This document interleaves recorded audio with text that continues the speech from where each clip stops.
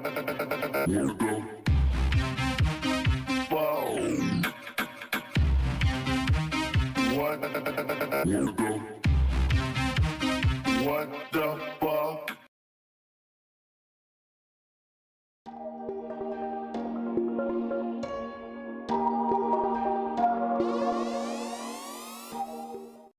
have the privilege of introducing a dear friend, and I've got all this propaganda here. He's a internationally recognized lecturer, radio host, best-selling author.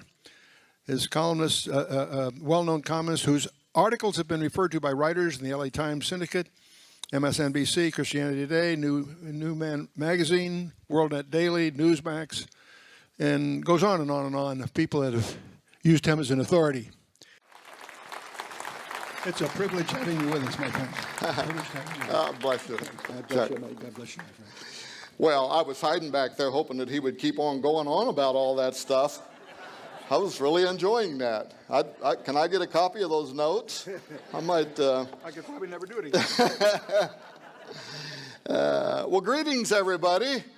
Are you enjoying the Strategic Perspectives 2013? I almost said 2012. I'm still hung up in the past, ain't I?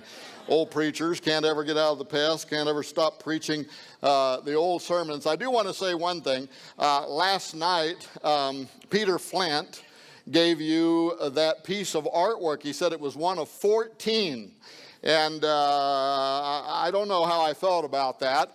But if he's got 13 left over, I would think one maybe ought to make its way towards Missouri. Don't you think so? Put the heat on him. I mean, I'm just saying. Otherwise, you know, maybe a Finn could come your direction for your copy. We'll just talk about that a little bit later. Oh, you're the crowd, and I'm supposed to be talking to you.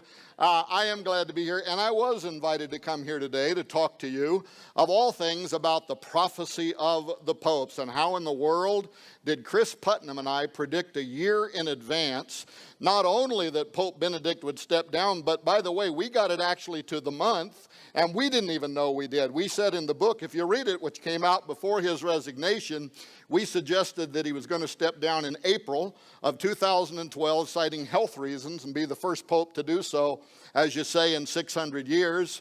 When April came and went, we thought, well, we missed the date, but the book's still important. But then when he did resign this year in February, the El Observatorio Romano, which is the official mouthpiece for the Vatican, gave an interview to the New York Times in which they said, well, really, he retired when he returned at the end of March 2012. He did it internally, made it official in April to the Curia, and we had actually got the month right. But there's another story if you read the book, because 61 years ago, a Catholic mystic prophesied exactly when Gloria Olivae, Pope Benedict, number 111 on the prophecy of the popes, would step down. 61 years in advance. He said it'll happen in April of 2012.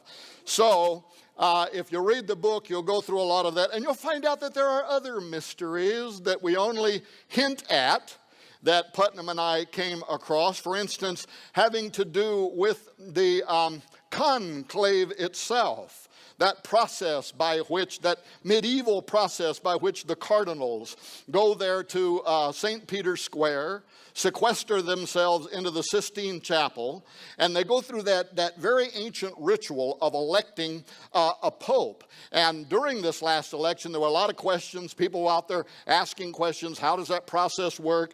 And you had comedian Craig Ferguson, the talk show host guy. He was on TV, and he was saying, now how does this process work? He says, I know they have these little papers, right? And they roll them up, and then they vote, and they tear them up, and then they throw them in that thing that they've temporarily hooked up, that stove with the temporary stovepipe that's going up out of the top of the Sistine Chapel, and they mix chemicals with it. And he said, now if the smoke comes up and it's black, they haven't yet elected a pope. If the smoke comes out and it's white, they have elected a pope.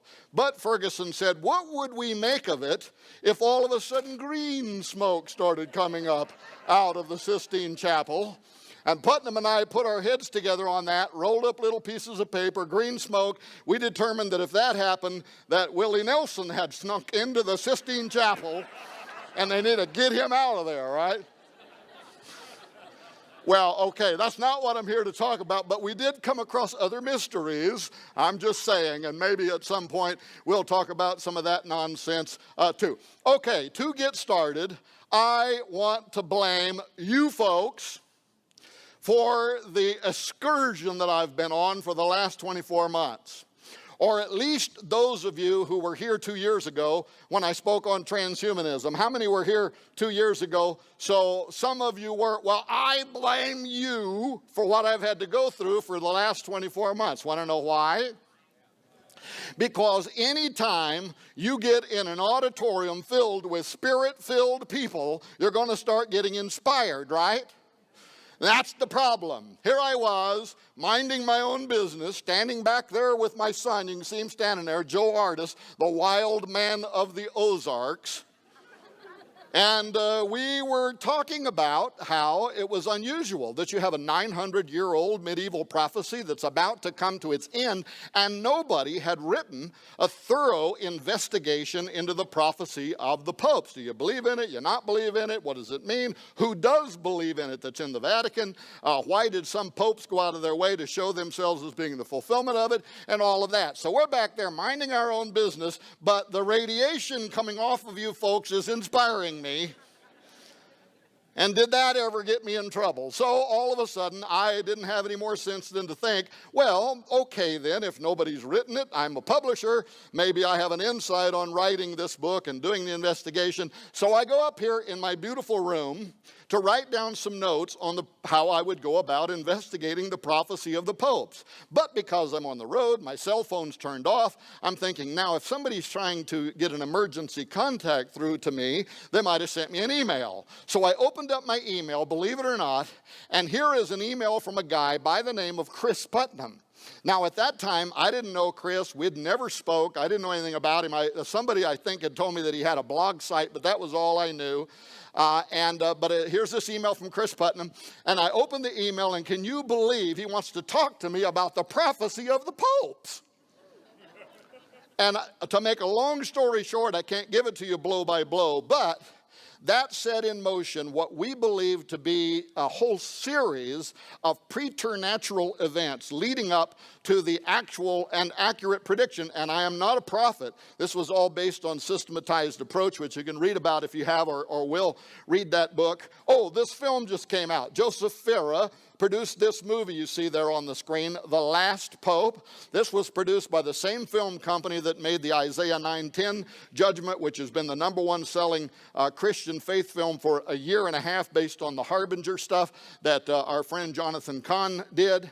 But so that just came out, and it's based upon this story. What happened? How did we get involved with it? They go all over the world. Jerome Corsi goes over to the Vatican, talks with Vatican historians. Then they go to Ireland. They talk with the leaders of the church, the historians over there, about Malachi Morguer. And as I'm going along here and I say that name, Malachi Morguer, it dawns on me that a whole lot of you may not even know what I'm talking about with the prophecy of the Pope. So, very quickly, in 1139, there was a Catholic bishop. He was a very popular bishop. I got to stay right here. Boy, do I have a bad habit of walking away from the pulpit. And they got on me about it last time, and they warned me again. They said, there'll be a couple of blondes down there. They're incognito. You all know which ones they are. But if you walk away from the pulpit, they will mace you back into the position. It's hard to speak when you're living under such terrorism. Don't we have laws against this kind of stuff? For crying out loud. But so now it's in my head, right? I'm trying to think about what I want to talk about, but I start to go this way, and I can hear in the back of my mind, recalculating. Turn left at the crack. Do a U-turn, recalculating. 1139, a priest by the name of Malachi Morguer, an Irish bishop, very popular. He served in an area that was called Armagh, which is now known as Northern Ireland. This was a priest who was accredited with having the gift of healing and also having the gift of prophecy. But in 1139, he is summoned to Rome by the then Pope, Pope Innocent II. And like every priest in his day, of course, you know, he wanted to go to Rome. He wanted to see the Vatican City. He dreamed of meeting the Pope. And so he gets together his entourage and their beasts of burden and their carts and all of that. And they begin this 9-month arduous journey across Europe. And as they're going, they see the conditions of the world. The pain, the suffering, the plagues of the 11th century that are devastating so many townships and people, the wantonness, the hunger. And all of this is weighing really heavy on Malachi's mind. He was already a priest of the people anyway, if you know what I mean. And then 9 months later, now it's 1140, and he arrives in the Vatican City. And he is put off immediately by what he finds there. This is a time, by the way, in history that is known as the pornocracy. It was a time where the Pope and those around him and the Vatican, they embellished all of this privilege and finery and wine and pomp and circumstance and food and all of the splendor. And Malachi comes riding in with his donkey pulling some cart, and he has just seen what's going on across the then known world, and he is really offset by what he finds there. So he conducts his business with Benedict II, or with Pope Benedict, time traveling here again, sorry.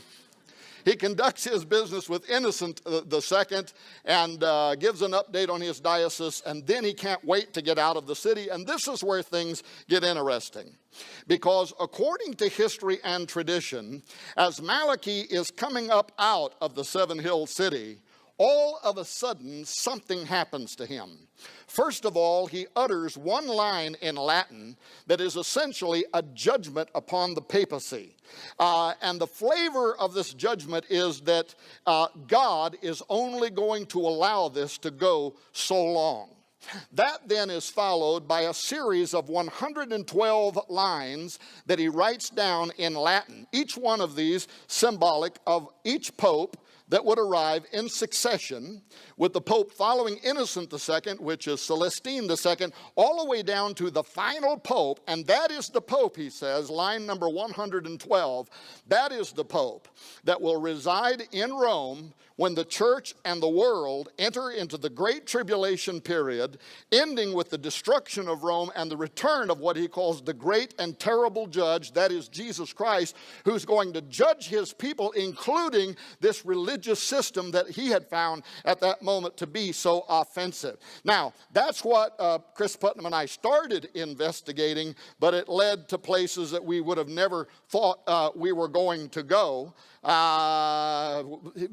Bottom line this, it remained in the Vatican archives, the prophecy did, for about 400 years. We don't even know how it got into the Vatican archives, but somehow it did.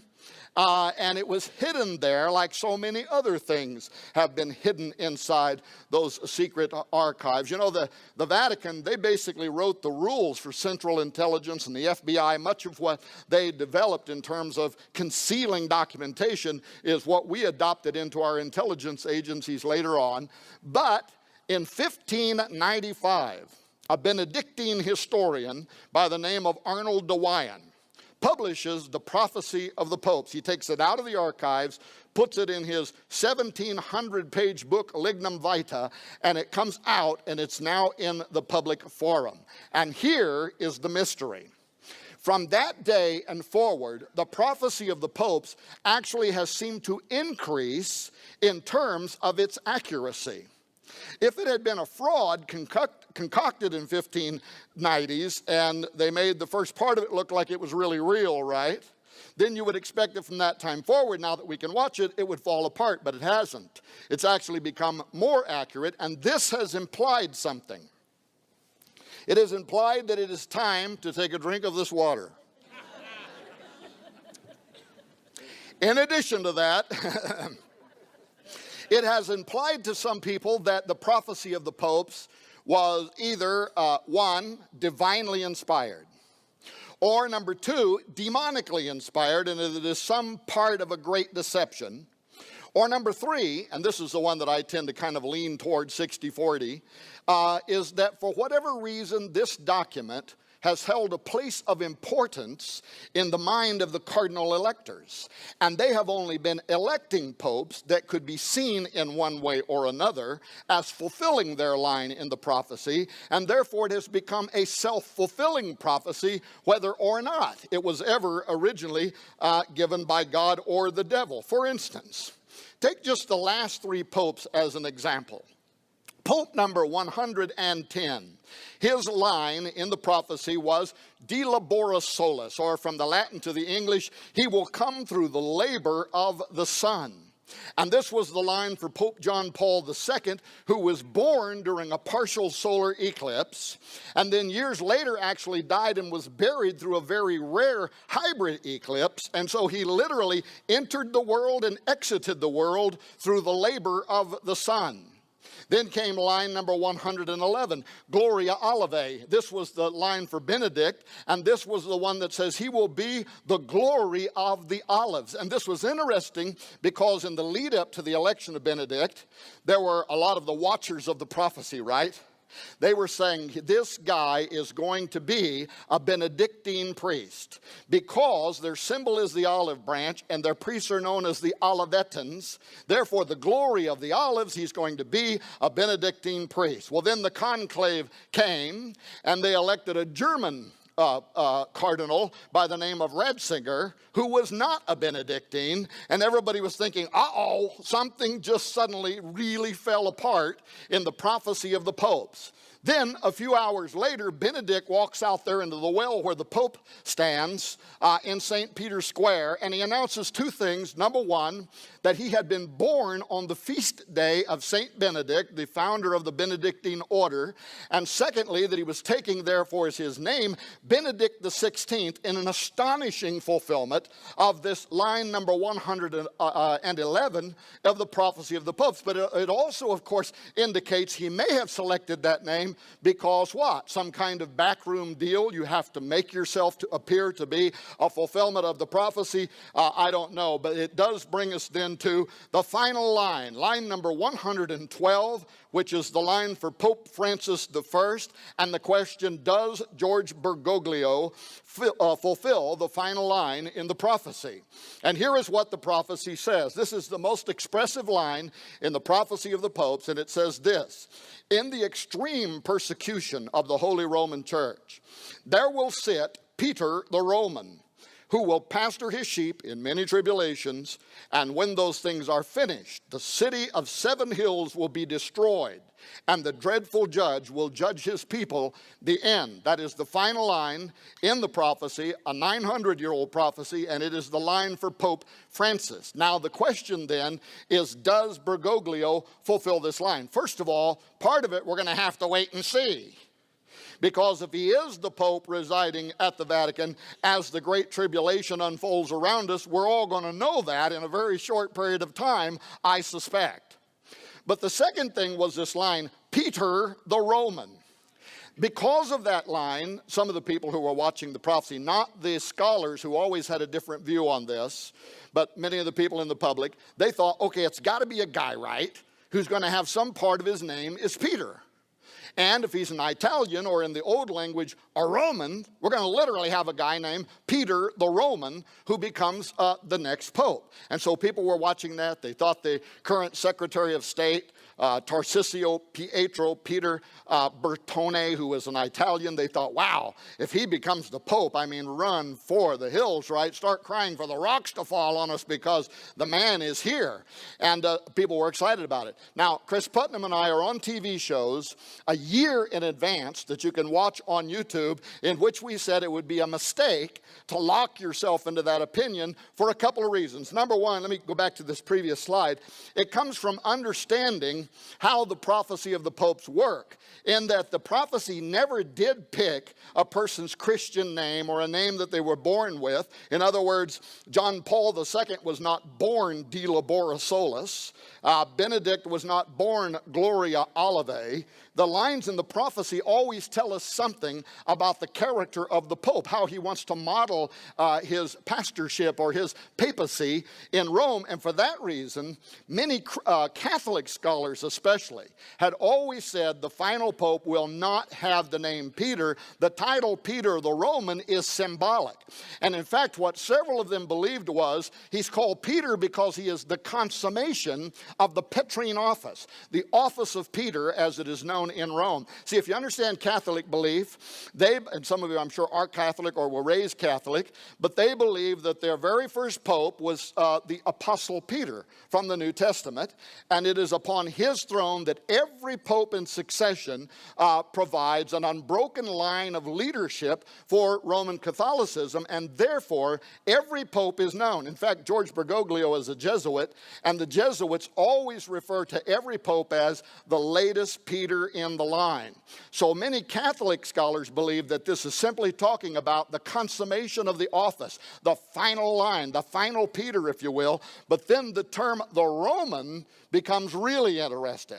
Is it because he is of Italian descent? Both his mother and father are full-blooded Italians, so in that sense you could refer to them as Roman. But Catholic scholars wrote as many as decades ago that what it actually implies is that this will be a guy who will refascinate the world with the office of the papacy, who will refascinate the world with Roman Catholicism. And folks, if this guy has done anything, it has fascinated the world with the office of the Pope.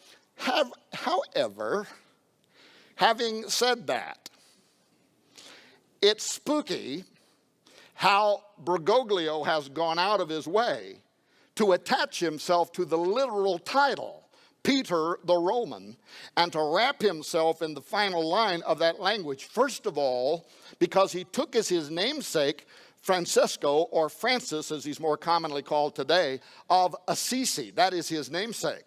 But Francis was born Giovanni and later changed his name to Francesco di Pietro, Peter de Bernardone, and as an Italian his name literally translates Peter the Roman.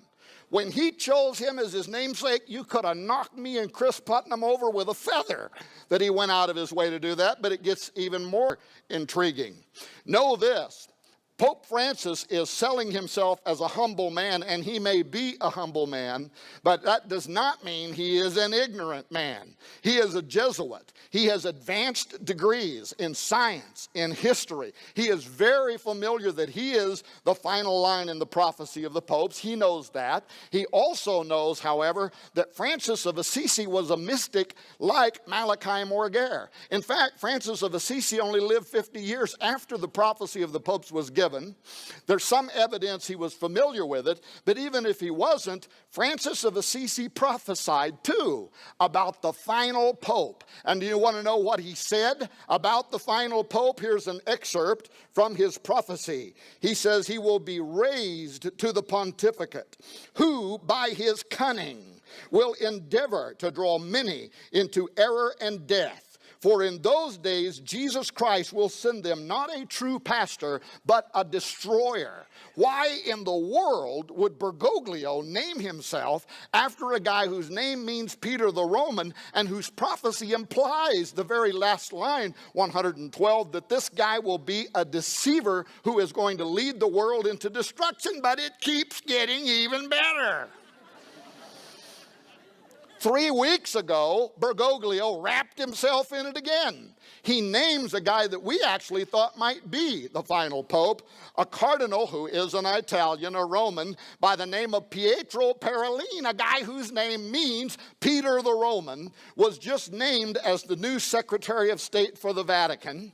And this is interesting because for those of you who might be watching this via live stream who are Catholics, those who are here who are Catholics and know history, and I know there are some here that know it a lot better than I do. John Loeffler is in the building, right?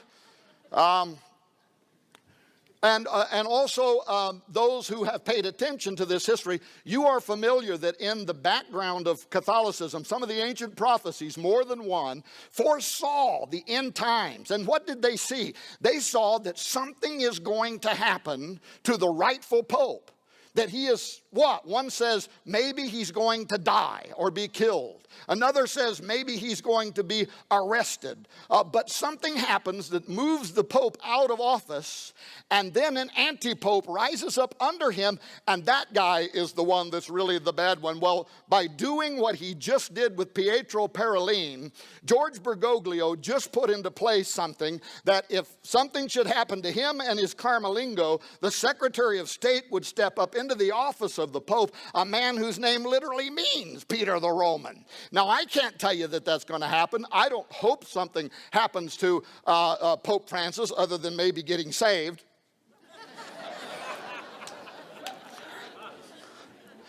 But there's some very weird stuff going on. Okay, I got to go what is it here? I've got 30 minutes left.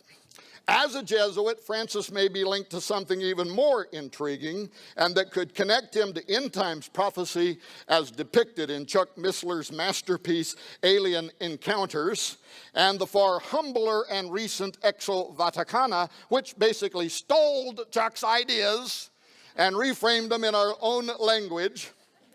But that is the subject, astrobiology. I say this because, since publishing Petrus Romanus and Exo Vaticana, we learned that the new Pope has a relationship with the members of the VORG, the Vatican Observatory Research Group. First of all, as a young adult, he earned a master's degree in chemistry from the University of Buenos Aires and had scientific ambitions prior to entering the Jesuit order, including studies in astrobiology, life on other planets. Secondly, when the current leader of the VORG, Jose Gabriel Funes, also from Argentina, entered the Jesuit order, one of his 3 examiners was Bergoglio. So now we have a relationship between George Bergoglio, Pope Francis, and the astronomers who, you're going to find out some of the spooky stuff they're talking about here in a little bit. And thirdly, in a recent interview with the Catholic press, Funes says that this first Jesuit Pope is soon going to turn his attention to issues like astrobiology, exactly as we predicted in the final chapter of Exo Vaticana. And folks, that is where stuff now finally starts getting very, very interesting, because of a couple of things that another famous Jesuit by the name of Malachi Martin had to say before he died. How many of you are familiar with Malachi Martin? Most of you are not. Very quickly, this guy was no Johnny-come-lately. He was an insider of insiders at the Vatican. He was a Jesuit. He worked for 3 popes. He was a formidable polyglot. He could speak 17 languages, translated numerous ancient and extinct languages. In fact, he worked for the Vatican in the Holy See, transcribing the Dead Sea Scrolls, part of which was being talked about last night, his work on those documents for the Vatican. He was a personal friend of Augustine B., who is one of the most famous Jesuits in history. He had access to the deepest secrets, including the final mysteries of Fatima, which he certainly implied were not released in 2000 when the Vatican said that they were. But in any case, he was a personal friend of the Pope's. At one point, he asked the Pope if he could have leave of his priestly duties. He moved to New York City, where he became a multi-time, best-selling New York Times writer of fiction and nonfiction, or his fiction he called faction, fiction based on fact. And if part of his fiction is based on fact, we only have, well, let's just say there was some very, very scary, naughty stuff going on in the Vatican. And long before the news hit the fan about pedophilism, Malachi was out there saying that it was happening, and he was being mocked by many of the other priests. But much of what he said came out later on down the line to indeed be a fact. But 2 of the things that he said that I want to focus on. Number 1, he wrote this book right here, The Jesuits, The Society of Jesus and the Betrayal of the Roman Catholic Church. If you haven't read it, get it and read it, because you will see that exactly what he predicted was happening, but that he hoped would not happen, indeed is and has happened. And what he says in this book is that there was a secret war that was going on between the Jesuits and the other priesthood for the control of the Roman Catholic Church and the Vatican in particular. The Vatican, folks, is not like any other Christian denomination.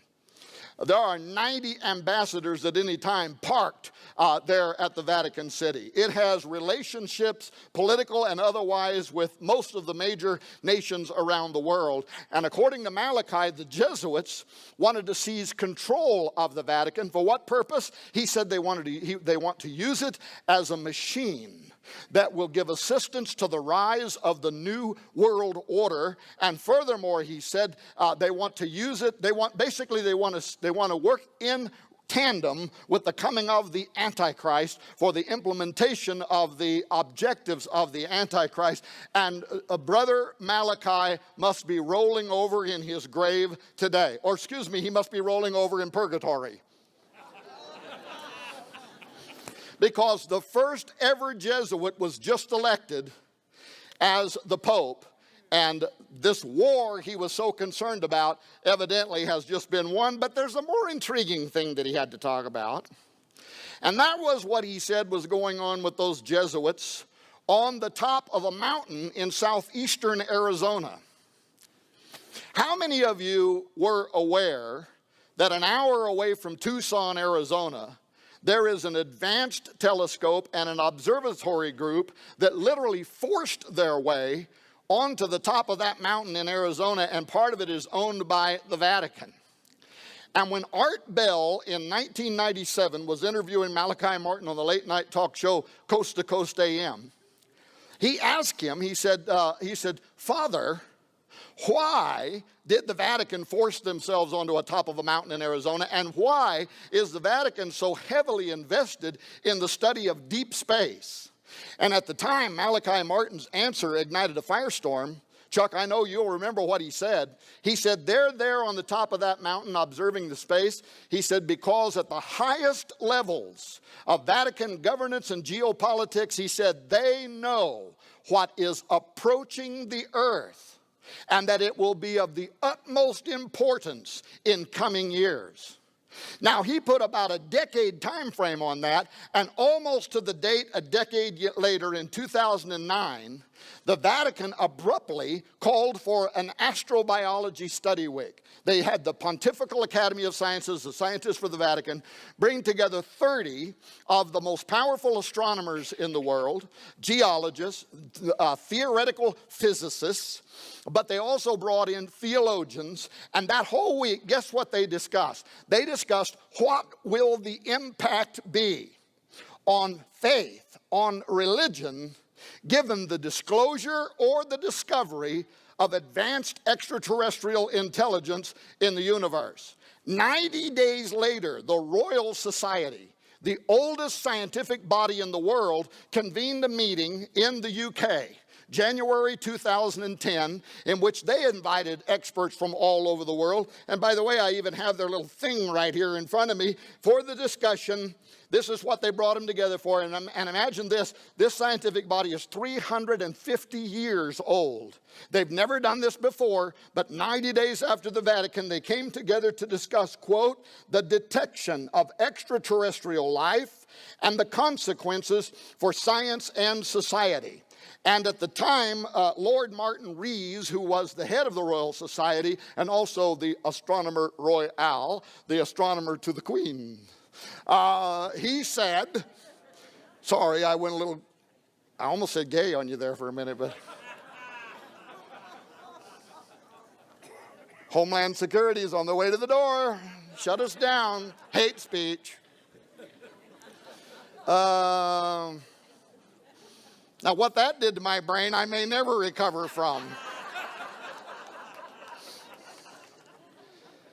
To discuss the detection of alien intelligence. Well, of course, following those two back-to-back meetings, media around the world were in a frenzy. They wanted to talk to some of those people. Why is the Vatican asking what the impact is going to be on faith and religion given the detection of extraterrestrial intelligence? And why are all of the members of the oldest science body in the world coming together to talk about the detection? And so the Vatican sent out Gabriel Jose Funes, the head of the Vatican Observatory Research Group, who immediately started lobbing these little softballs out there to the media. Oh, well, it's just in case, you know, the Vatican's made some mistakes in the past. We don't think we want any more, issues with trampling on scientific thought and blah, blah, blah, blah, blah, blah, blah. But then he starts saying some important things. As in, he says, however, the extraterrestrial is our brother. And furthermore, he said, it is not only not incompatible with Christianity to believe in extraterrestrial intelligence, but he said, if you do not believe in extraterrestrial intelligence, that is the heresy, because, he said, it puts limits on God's creative ability.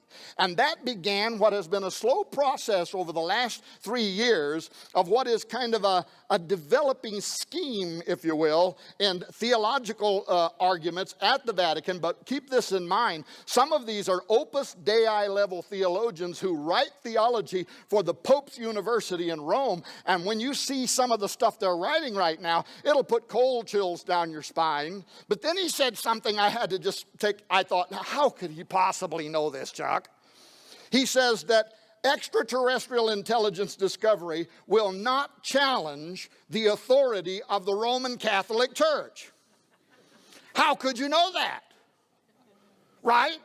Unless you've made some kind of Mephistophelian bargain, some Faustian deal with some power that you happen to think is an extraterrestrial intelligence, how could you already know it's not going to challenge the authority of the Roman Catholic Church? That is a very mysterious statement, but maybe he knew a little something about what another priest was saying. And this guy was no Johnny-come-lately either, Monsignor Caroldo Balducci. He was the official spokesperson for the Vatican on the subject of UFOs and aliens. And he died about 3 years ago under mysterious circumstances. Just before he died, he was out there on Italian television. He partook in a documentary that was made here in the U.S. And guess what he was saying? He was saying the aliens exist and they are here now.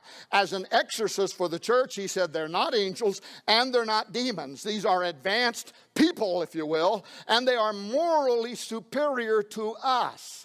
This is an argument that they continue to make, and they're becoming more and more adamant about it, that what we know about ourselves is that we are fallen, right? But we not necessarily assume the same thing about our space brethren, and if they're unfallen, they're closer to God than we are. Therefore, they have a better understanding of the gospel and of the Godhead and of the nature of God. And when they started out 3 years ago, Funes was saying, I'd like to baptize an alien into the Catholic faith. Well, that's not what they're saying today. What they're saying is they are coming here and they're going to baptize us into their faith, and it is going to require us to make changes to our knowledge, to our understanding of the gospel. In fact, some of their deepest theologians have said perhaps everything we think we know about the gospel is going to have to be thrown out. But guess what else Balducci said?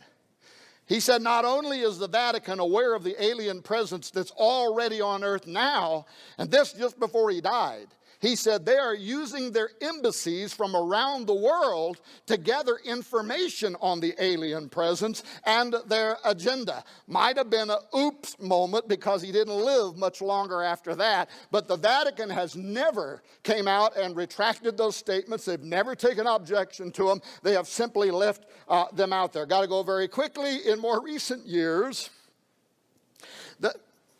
I took another drink of water. In more recent years, the Jesuits associated with Mount Graham have become even more outspoken on the alien reality and agenda, as I was just talking about. Now, how Chris Putnam and I became aware of this. So we're out there and we're doing shows on Petrus Romanus. And inevitably, when we were on these talk shows, the radio call-in talk shows, people would be calling in and they'd be asking us, oh yeah, okay, but what do you make of the Vatican ET connection?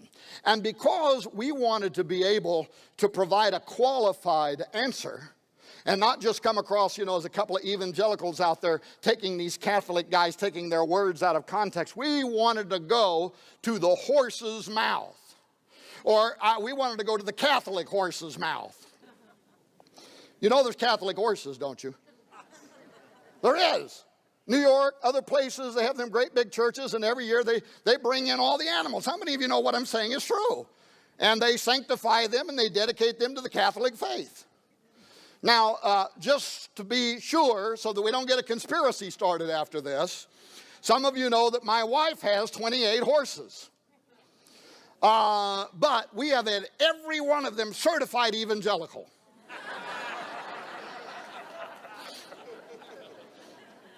Not caught one of them praying with a rosary.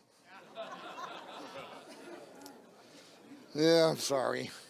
We wanted to go to the horse's mouth, and we knew, brother, that this was like a dream, right? The best way to do this would be if somehow, some way, we could get up to the top of Mount Graham in Arizona and talk to the astronomers there. Now that was a big maybe, right? You don't just drive up to the top of Mount Graham and jump out and say, I'm here to see the aliens. It's fenced off way down off the mountain, signs in all kinds of languages talking about the horrific things that will happen to you if you climb over the fence and try to go up there. So I found out that if I was going to have any chance, I had to negotiate this through the Arizona State University. That's a story all by itself, but I was successful in doing that. And if you read the book VATICAN, young people have told me, man, they just love that first chapter. They say it's like an Indiana Jones scene, right? How we went up that mountain. But I don't have time to tell you that story. Just in the back of your mind as I'm talking, just be humming, dun, dun, dun, dun, dun, dun. But that's where we went, to the top of the mountain. And when we got up there, now I have to say, I was very impressed with the Jesuit who was on duty that day. He's not the one we had been hoping to talk to, but he was a Jesuit astronomer. We later did talk to the one we wanted to talk to, but he was an astronomer and very cordial. I mean, this guy could give evangelicals lessons on how to behave in a Christ-like manner. Very warm, very cordial, answered all of our questions, took us and showed us the very humble areas where the astronomers sleep when they're there and the places where they eat. But then finally, of course, we went up we went up the stairway and we wind up there with the Vatican's astronomical or advanced technology telescope. And they allowed us to do all kinds of crazy stuff. We clumb all over the telescope, went up above it, went down below it. Down below, there's an area chained off. They unchained it so we could stand on that platform, and then once I got up there, I saw all these electrical warnings around me with crossbones, and I thought, now I know why you let us stand on the platform. We're not falling for it, so we got off the platform. But but that guy confirmed for us everything that we had been asking, and we were really straightforward. By the way, the wild man was our cameraman that day, and we have that Jesuit on film talking about some of this astonishing belief system, and we may make a documentary called Exo-Vaticana the movie, because we got even more astonishing film when we came down off of that mountain, and maybe that'll happen and maybe it won't. But anyway, we talked to him, but he did confirm that he, like some of the other astronomers up there, we were surprised when he just started talking about the number of UFOs that they constantly see above that mountain and in deep space using those telescopes. We hadn't even asked the question. He just started talking about it. We found that to be extraordinary.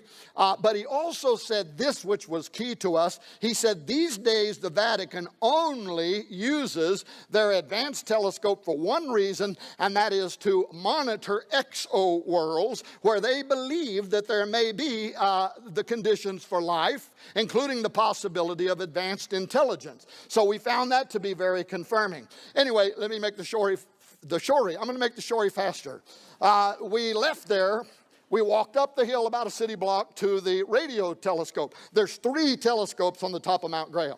So we went to the radio telescope. Nobody was on duty that day, but our guide had keys, took us in, opened all the doors, turned on all the lights. We got to see that gigantic telescope. We went into the control room. We saw the screens were sitting there lit up with images of deep space. But because we couldn't talk to any technicians or astronomers, we left there. We went out. We walked 2 more city blocks up to the top of the mountain, and that's where sits the large binocular telescope. It is the largest telescope in the world. It makes images of deep space that are better than the Hubble telescope. It's got these giant twin mirrors, and that place was packed. People in the lunchroom, people walking all over the place, a whole bunch of astronomers from Germany making adjustments to the large telescope. I don't even know how many stories high this thing is. We kept riding elevators to different floors. We're just going up, up, up, up, up. And each stage of the way, the systems engineer who they gave us, and by the way, he spent the entire day with us. We were his only mission the whole day. We were just surprised by that.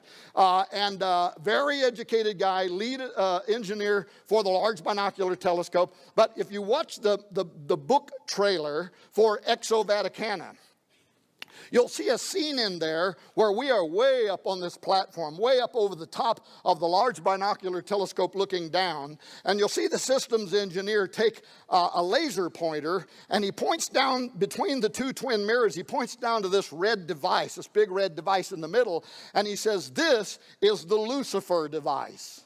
And yes, that is exactly what it really is called. It's an acronym, Lucifer. It is a piece of infrared technology that they, the Catholics, whoever else want to be able to use that device, that they use that infrared, can see deeper into space, it can see fainter objects, it can see into areas of the light spectrum that other telescopes and your natural eyesight cannot see into.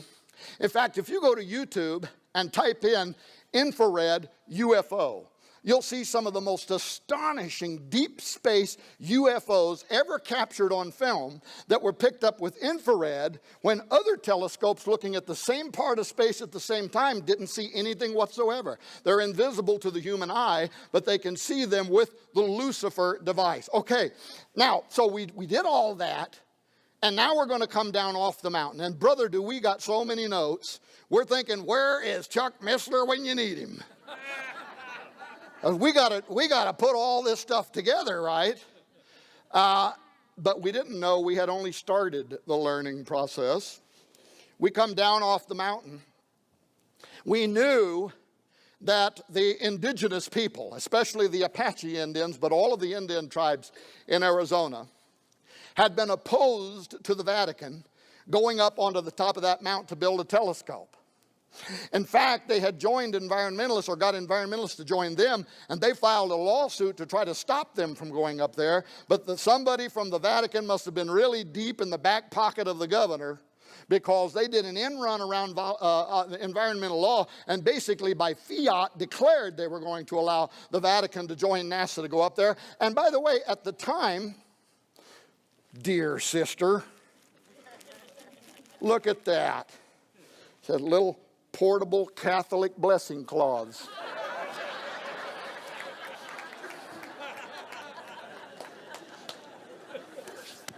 Yeah, oh yeah, I guess you're probably getting tired of that, huh? Look at this guy with the face thing, man. Really? Yeah, but you're not standing up here under all these hot lights. Don't give me some kind of problem about the way I look. Now, see, I won't be able to say anything bad about the Catholics because I just got the Catholic cloth. Put it on, just put it up there and leave it up there. I can play dominoes better than you. Well, hey, what we found out was astonishing. And Chuck, I don't know if you even knew this, but we found, because what we thought was, okay, the Indians are fighting the cowboys there, the Catholic cowboys. They don't want them to go up onto the top of that mountain, probably because it's sacred ground, right? Like their elders lived and died there for hundreds of years and hunted on the mountain, and probably some of their bones are on the mountain, and it's sacred ground. And no, that was not the deal. Now, that might be true, but that's not why they did not want them up there. The Apache Indian did not want the Catholic Church going up there because Mount Graham is one of 4 of the most holiest mountains in the world to all American Indians, and it is because that mountain for them is what we would call in modern lingo a stargate. It is a portal. They believe that the top of that mountain represents a gateway through which other dimensional entities enter into and exit from this world. Now we were wondering in real conspiratorial tones why the Vatican. Of all mountains, why did they fight to get to the top of that mountain? Once we came into that history, everything started kind of slowly changing in our suspicions about why they wanted to go up there. Oh, and let me add one more thing.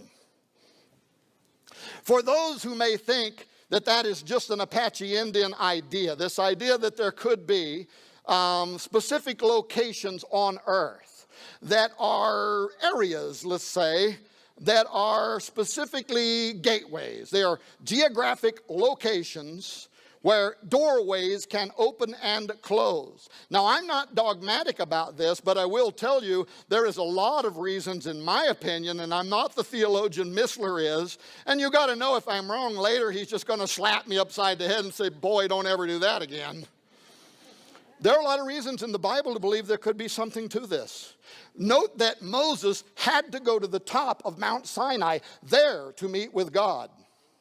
Note that when Jesus returns, his feet touches the top of the Mount of Olives, and he descends down from that point. Note in the apocryphal book of Enoch, which is still in some versions of the Bible, that in the days of Jared, Noah's great-grandfather, 200 powerful angels known as the Watchers came down onto Mount Hermon, and from the top of Hermon walked down into the valley of the plain. And the language around that mountain means the forbidden place. And years later, Jesus is talking to his disciples and in Caesarea Philippi, and I think he turns and he looks towards Mount Hermon because he's right in that area, and that is where the Greeks at that time had built this dedicatory, if you will, to the horned demon Pan.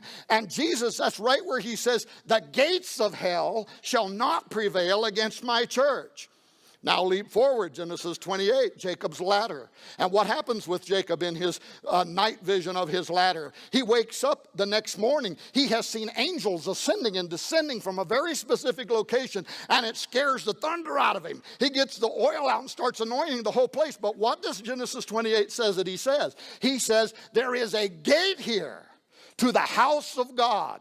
An opening where he saw angels ascending and descending. You could get an even more interesting feasibility from Genesis chapter 10. Cush begat Nimrod, and Nimrod began to be a mighty. And this is the Hebrew word Gibborim, who many people believe are the offspring of the Watchers and the Nephilim. It literally can read in the Hebrew, Nimrod began to be a Gibborim, or a mighty man. Now, again, I'm not dogmatic, but if that implies something began happening to him, his genetics begin changing, or somehow he begins becoming an offspring of the Watchers and angels, well, then maybe his eyes were open, because in the very next chapter, what does he do? It says that he goes to build a tower whose top will reach into Shamayim, the dwelling place of God. And many ancient Jewish writers of that legend say that he literally could see into the throne room of God and went there to build a tower to lead the armies of the earth up to challenge God.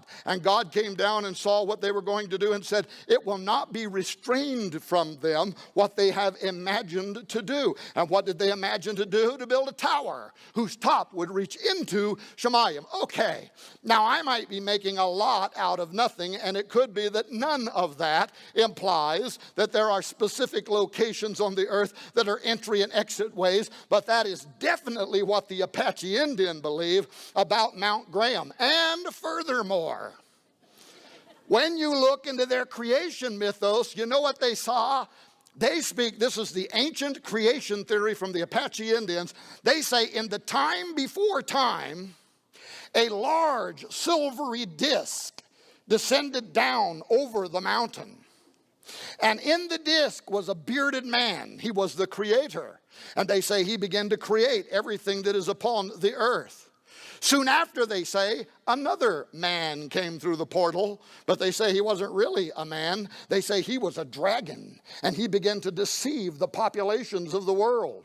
Then they say other weird owl-like men started coming through the portal. And when you look at their drawings, it looks like the alien grays are coming through something. Then they say giants, Nephilim, start coming through the portal. And they start spreading out across the ancient Arizona Badlands. And they're killing the Indians, and they're raping and pillaging. And the Indians run into the tunnel or the caves, and they start crying to God, whoever God is, save us. And in their legend, it says that the sun god destroyed the giants and saved them. And that's why down there around Phoenix, it's called the Valley of the Sun. Now, of course, the sun also shines there, because I grew up there, and it'll cook your kitten in a little while, right?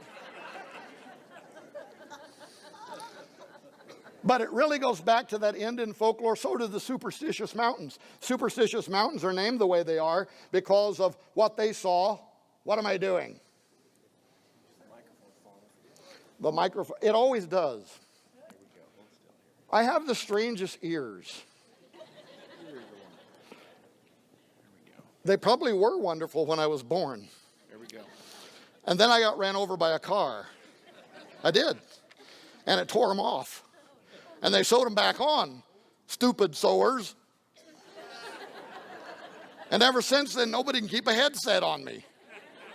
Really. And pretty soon, I'm usually just pulling off, and I'm holding it like this as I'm walking around talking. A Spock, I'm not. I don't have the right ears for doing this kind of business. Well, in any case, that is what they believe about Mount Graham, and that's why they didn't want them going up there. I'm almost out of time, so let me do this real quickly. After our visit to VAT, another thing that was really important was I got a hold of Brother Guy Consolmagno. Now, Consolmagno is a very important astronomer for the church, one of their leading astronomers. He splits his time between Mount Graham in Arizona and the Pope's summer residence in Gandolfo, Italy, where they also have a telescope there that the Pope can use.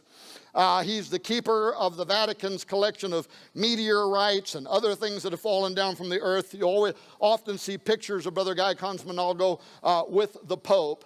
But I wanted to talk to him because of this book right here, Intelligent Life in the Universe. The subtitle, Catholic Belief and the Search for Extraterrestrial Intelligent Life by Brother Guy Consolmagno. I wanted to read this book because when it was first published a few years ago, it was instantly pulled from the market by the Catholic Church. They published it with their Catholic-owned Catholic Truth Society publishing house. I made an order. I never got my order. I kept making orders. I couldn't get any orders. Before I know it, they've put it out of print, and it even appeared that they had went about and made a concerted effort to get every copy that had been sold and to pull it from the market.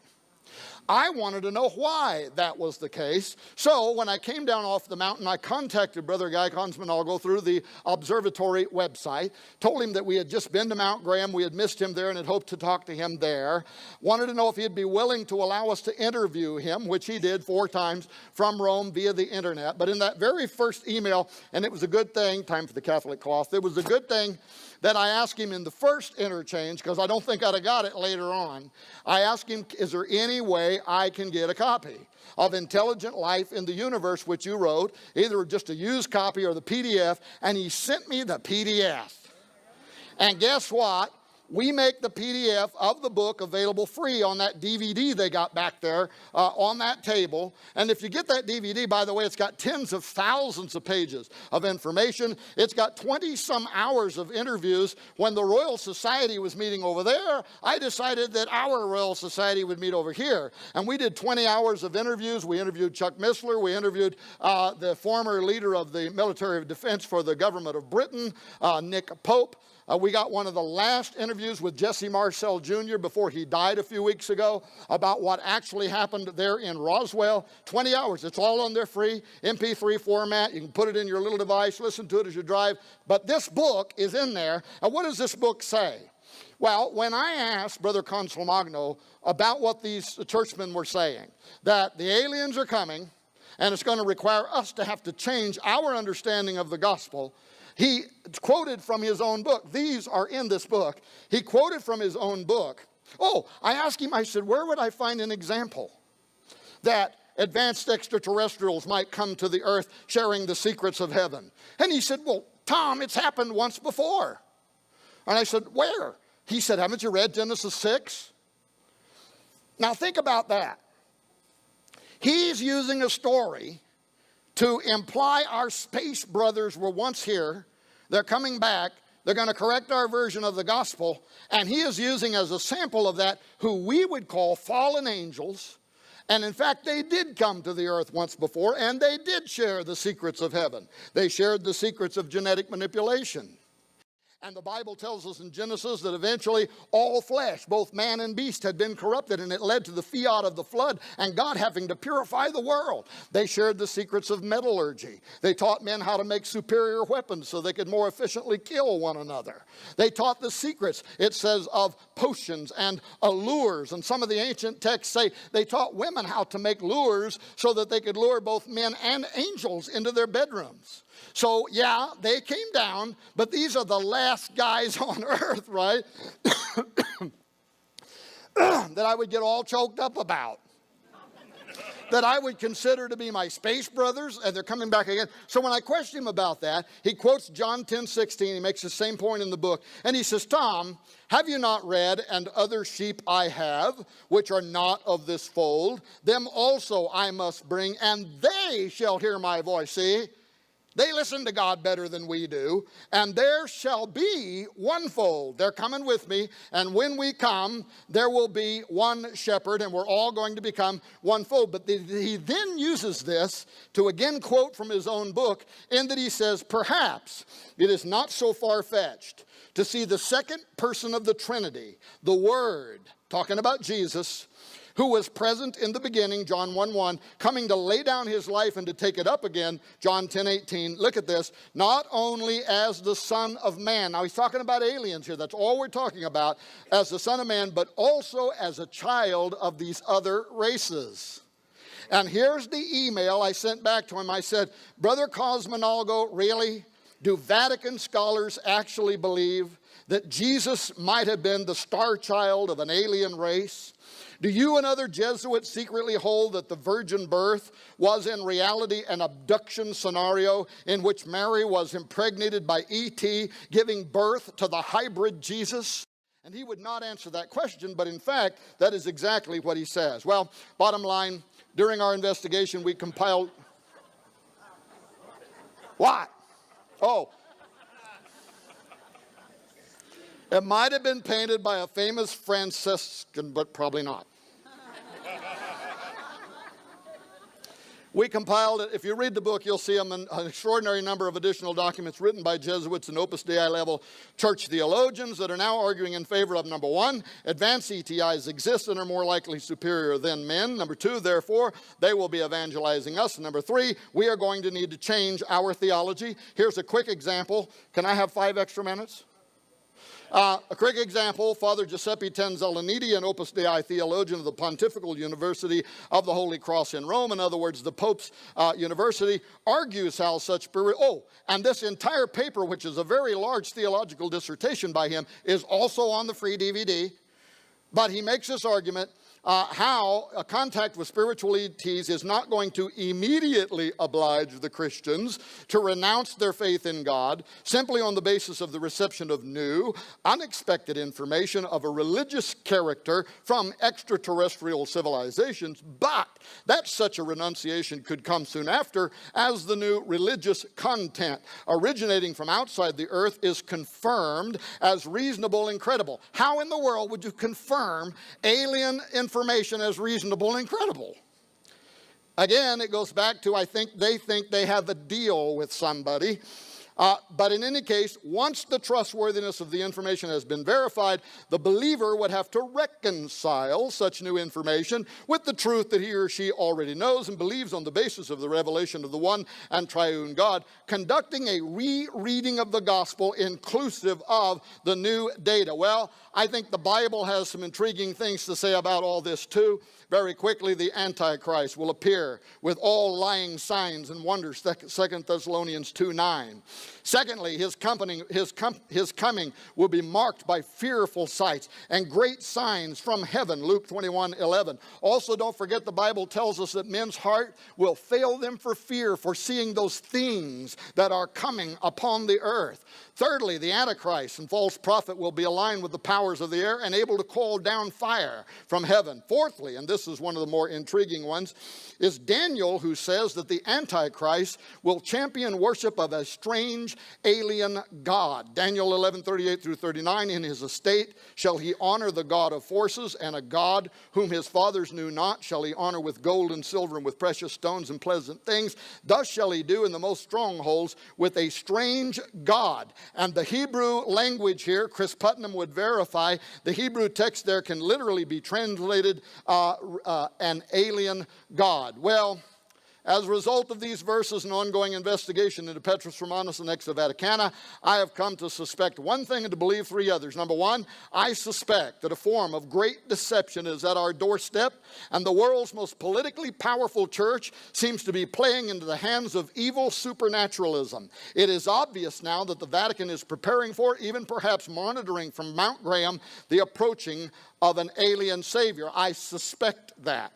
But I believe that much of the UFO and especially alien abduction phenomenon is demonic, part of a great setup, the likes of which the world is unprepared for, and that could overwhelm the average person's senses in the not too distant future. You'll notice there it says, read short statement I prepared. I'm not going to read it. Number three, but great deception is coming. And ye brethren are not in darkness, that day should overtake you as a thief. Somebody say amen.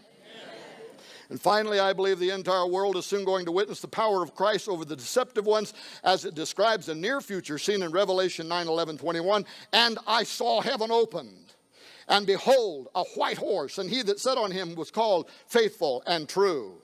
And in righteousness he doth judge and make war. His eyes was a flame of fire, and on his head were many crowns. And he had a name written that no man knew but he himself. And he was clothed with a vesture dipped in blood.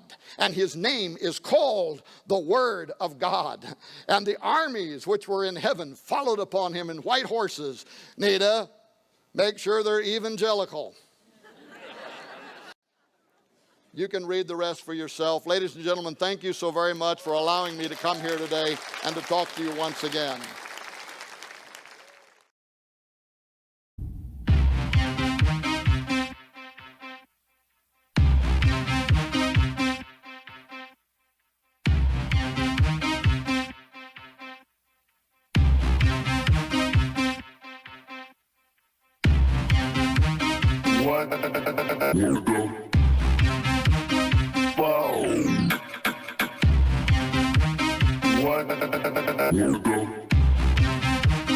What the